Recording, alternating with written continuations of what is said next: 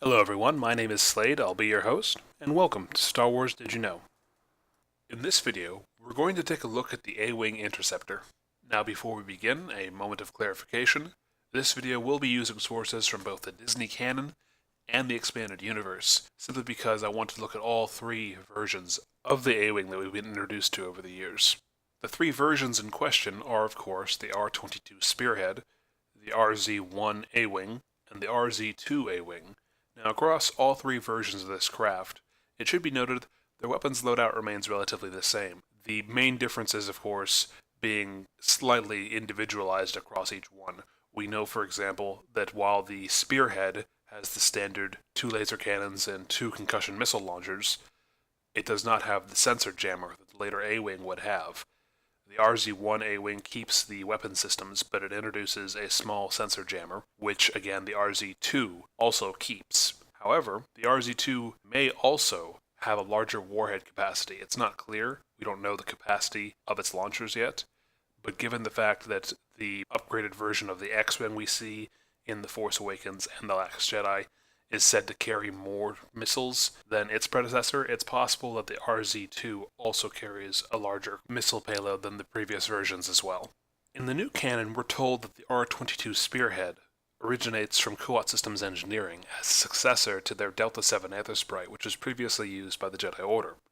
However, it wouldn't be adopted by the Galactic Empire, obviously, because they don't have any Jedi to give it to.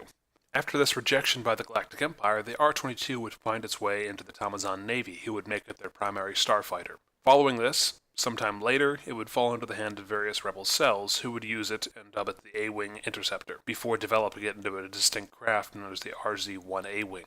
However, this new canon explanation doesn't quite add up in my mind, and I'll get into that here. First off, the manufacturer, Kuat Systems Engineering. R-22 Spearhead is a very unusual name for a Kuat Systems Engineering ship.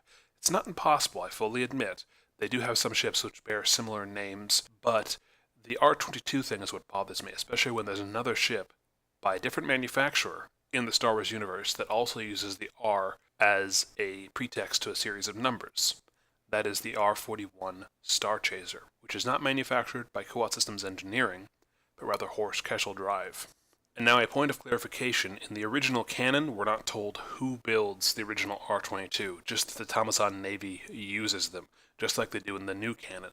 So what I think is this. I think the R-22 was a direct competitor to the Delta 7, which was made by Kuat Systems Engineering. Horst Kessel developed the R-22 in an attempt to win the bid for the Jedi Starfighter. Ultimately they would lose. The Delta 7 from Kuat Systems Engineering would win that competition, whereas the R-22 would go on to be relegated to secondary markets, such as the Tamazan Navy, before ultimately being acquired by the Rebel Alliance and modified into the RZ-1 A-Wing. And now we come to our next part, involving specifically the R-22 itself versus the RZ-1 A-Wing. What exactly are the differences? Well, earlier, we already discussed the differences in the form of the sensor jammer. The R-22 does not have a sensor jammer, whereas the A-Wing does. In addition, we know that the A-Wing has slightly better performance. Nothing major, nothing blisteringly different. However, it is faster, it is more maneuverable, which implies the Rebel Alliance made some structural changes to it, and likely, in addition to that, there are some avionics upgrades. Now, we're told in both new canon and old canon that the RZ-1 A-Wing, the one that we all know and love from the Galactic Civil War, is the direct result of modifications made to the original R-22. These modifications, as I said earlier, appear to be largely structural, although they did replace the engines as well as the avionics for the R-22 in order to make the RZ-1. The RZ-1 A-Wing was ready following the Battle of Yavin. Prior to that, the R-22 had been the primary A-Wing variant. Once the Battle of Yavin was concluded, it appears the RZ-1 largely replaced the R-22. The new version of the A-Wing, the RZ-1, would continue to serve up to the Battle of Endor and beyond. We don't know exactly when the next change in variant happened.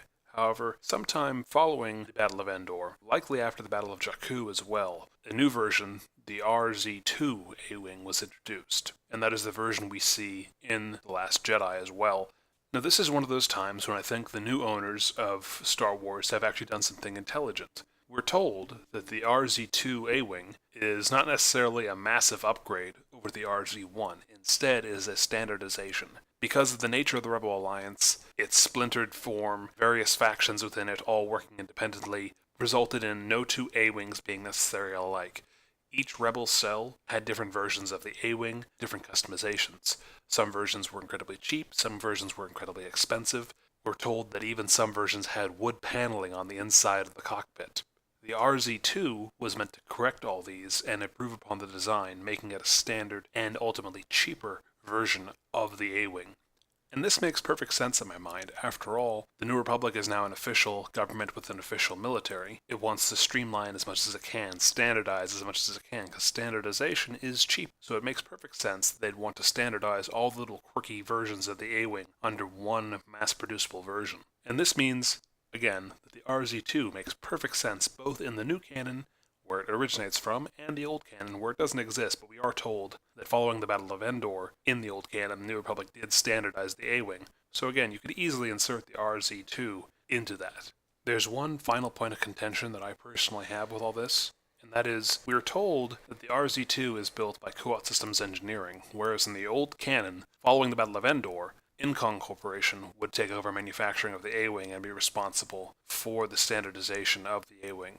And I think that makes a lot more sense that Incom, the people who brought the X-Wing to the Rebel Alliance, would ultimately be the ones to standardize the A-Wing and turn it into the RZ-2, rather than Kuat Systems Engineering, who was part of Kuat Drive Yards and was an ardent supporter of the Empire. But that's just my personal opinion. Let me know what you think about all this. Do you like the relationship between the R-22, the RZ-1, and the RZ-2? Do you agree or disagree with my timeline and who I think should be manufacturing it? Let me know, and thank you for watching. Alright everyone, that's the end of this video. I hope you enjoyed it, and if you did, feel free to like and subscribe. There'll be more content coming. If you'd like to support the channel on Patreon, please do so. Every little bit helps.